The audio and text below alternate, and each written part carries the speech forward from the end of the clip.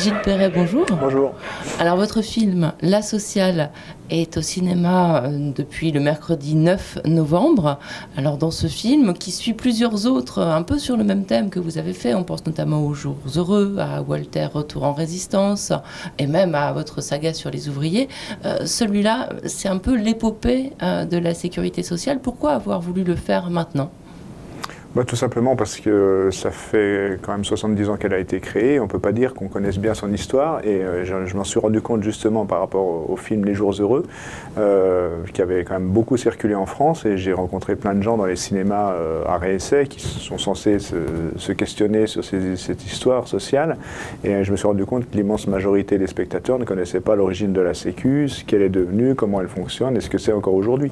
Donc du coup, j'ai eu envie de faire un film là-dessus. Puis, mis à part ça, il y a quand même un problème de ne pas connaître cette histoire-là, c'est qu'elle nous accompagne quand même tout au long de notre vie, cette Sécu. Donc ce sont les allocations familiales quand on est enfant, la maladie, l'assurance maladie tout au long de notre vie, et puis les retraites jusqu'à la fin de notre vie. Donc que les gens ne connaissent pas cette histoire-là, je trouvais ça particulièrement injuste.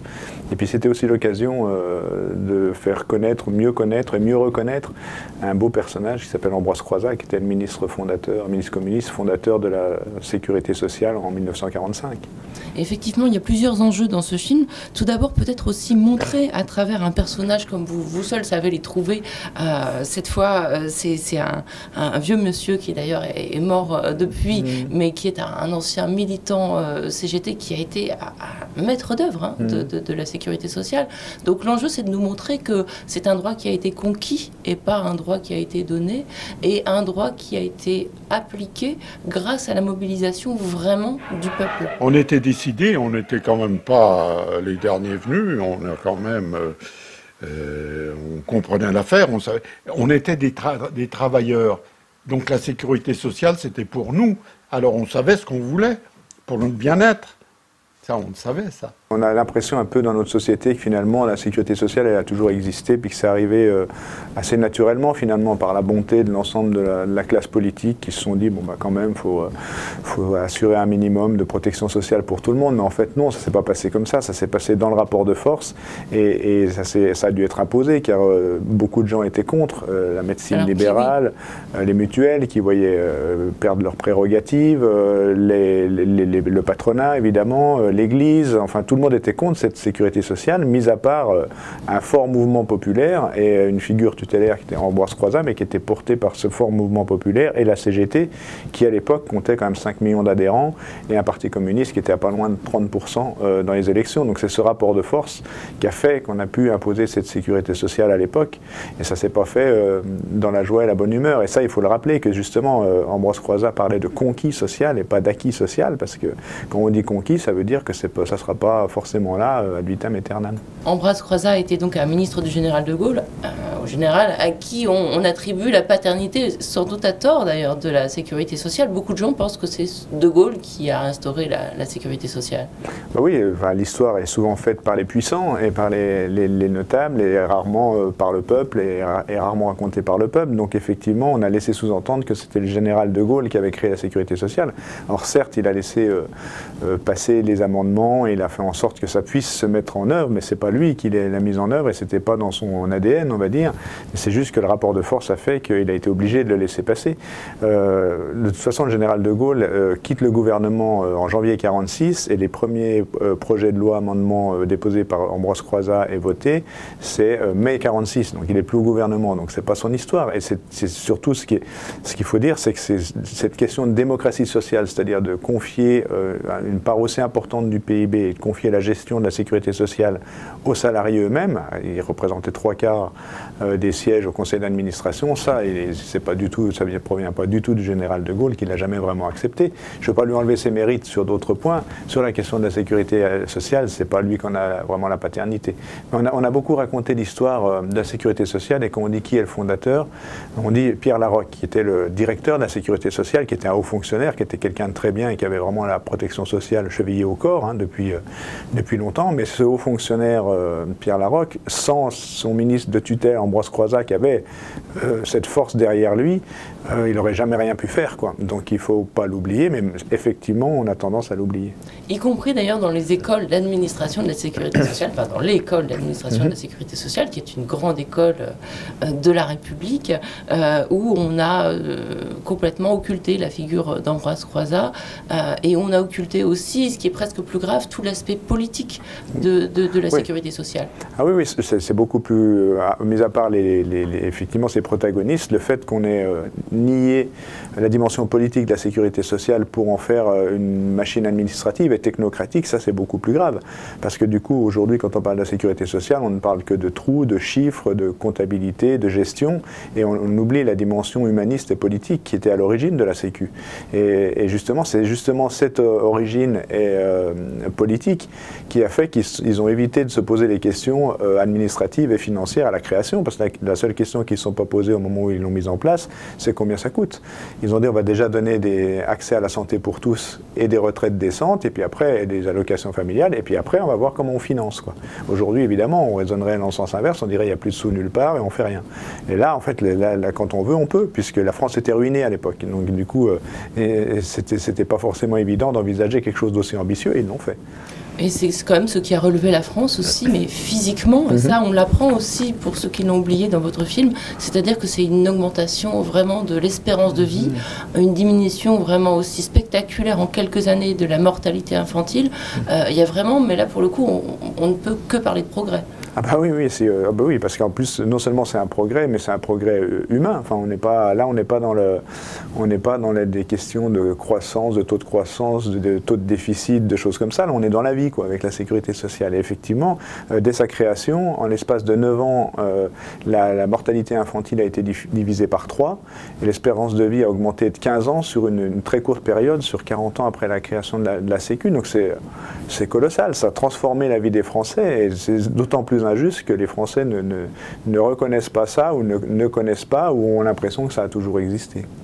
Alors par contre, ce que les Français connaissent bien, c'est les attaques répétées contre la sécurité sociale. Et en fait, en voyant votre film, on s'aperçoit aussi qu'elles viennent de loin. C'est pas d'hier qu'on attaque la sécurité sociale.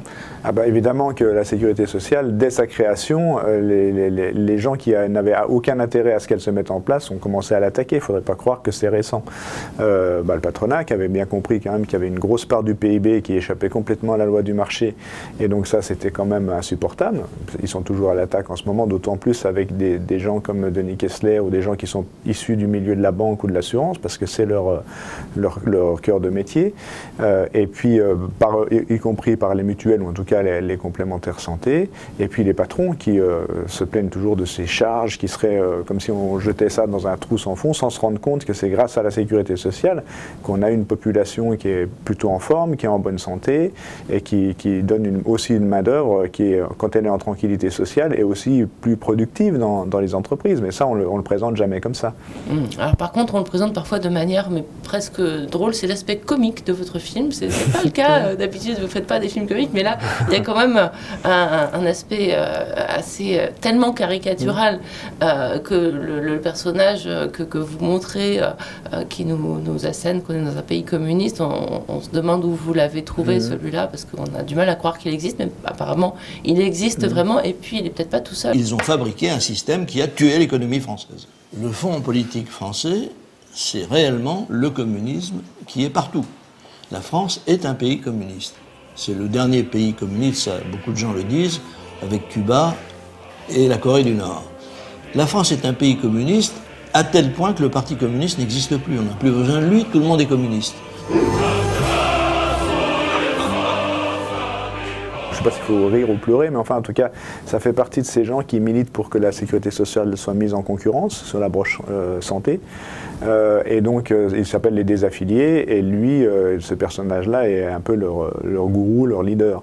Et c'est quelqu'un qui, effectivement, qui est d'un anticommunisme horrible et qui est libéral.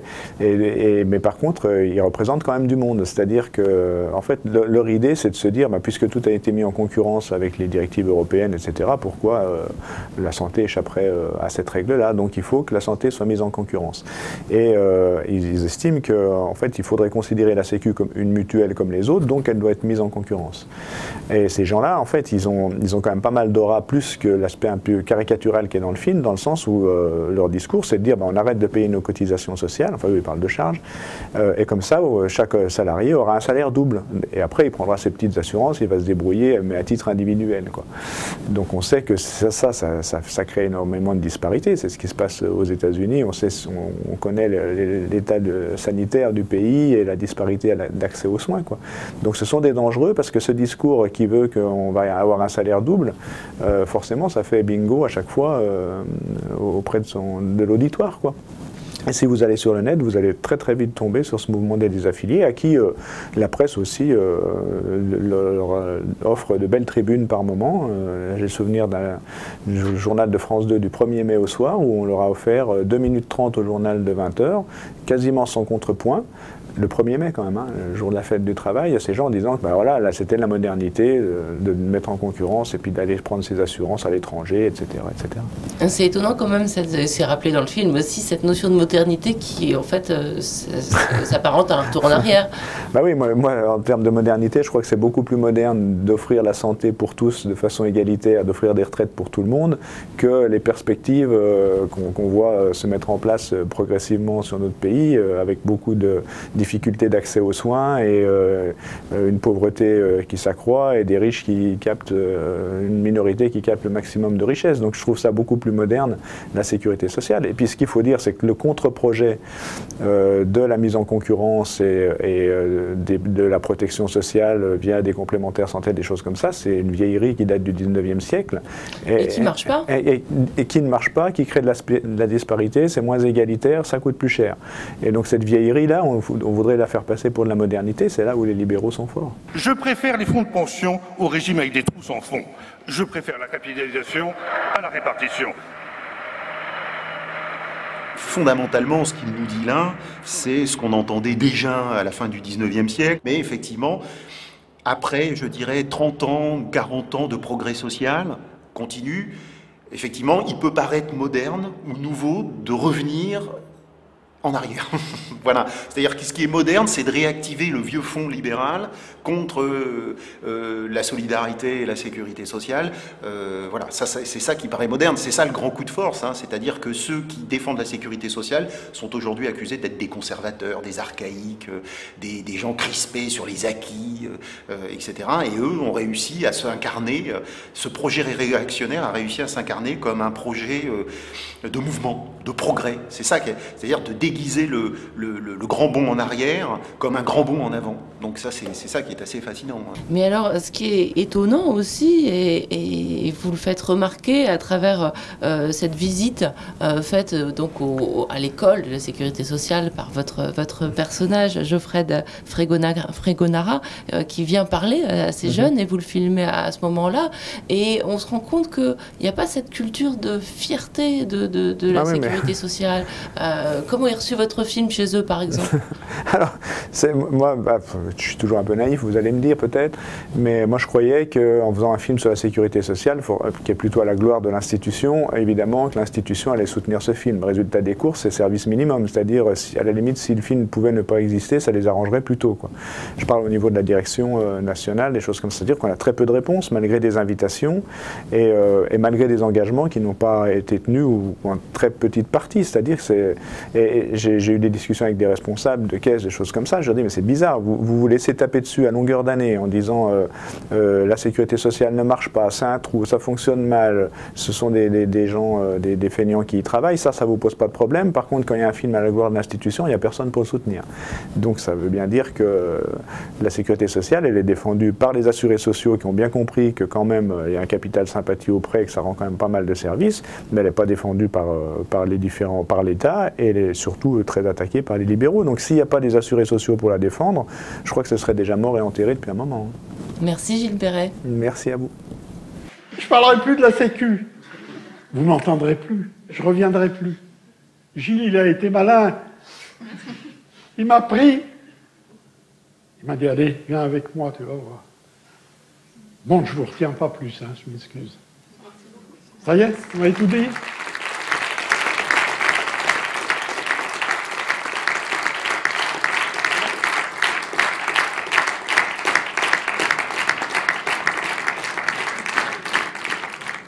Personnellement, je trouve que ce genre de témoignage redonne la niaque et redonne l'envie de tout faire pour défendre ce système. Un supplément d'âme. Ouais, c'est ça. Une perspective de hauteur, ça nous sort des débats gestionnaires et on reparle un peu de politique parce que c'est quand même une question politique, quoi, la sécurité sociale. Quand on fait croire aux gens qu'on ne peut pas augmenter les budgets de la sécurité sociale, c'est une question de choix politique, c'est une question d'engagement. Et si les gens se mobilisent pour défendre le système, on a la capacité de le faire perdurer, de l'améliorer et de l'adapter sans cesse aux évolutions sociales pour qu'il soit plus performant, justement. Et puis on n'a pas choisi l'ENA, on n'a pas choisi n'importe quelle école, on a choisi vraiment la sécurité sociale et moi ça m'a beaucoup émue parce que je sais encore plus aujourd'hui pourquoi j'ai choisi cette école.